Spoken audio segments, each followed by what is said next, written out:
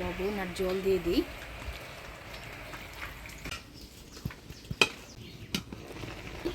লবণ দিয়েছি, বেশ সুন্দর মজে গেছে। কচুর জায়গাটা ভালো করে নাইড়ে দিলাম। এবার এর মধ্যেই ভিজিয়ে রাখছি ছোলাটা, সেই ছোলাটা দিয়ে দেব।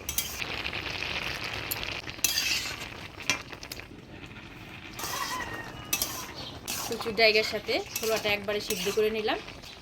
এবার ঝরা দিয়ে দেব জলটা।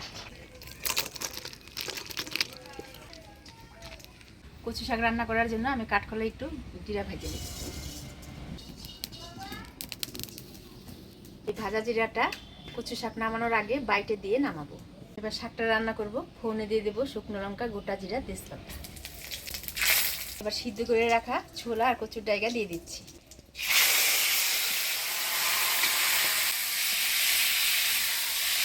হলুদ, স্বাদ মতো লবণ, সাথে রাখা কাঁচা লঙ্কা।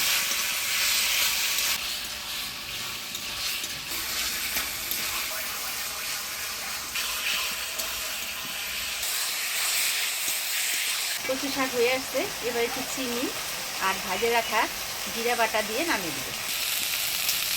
ভাজা জিরা।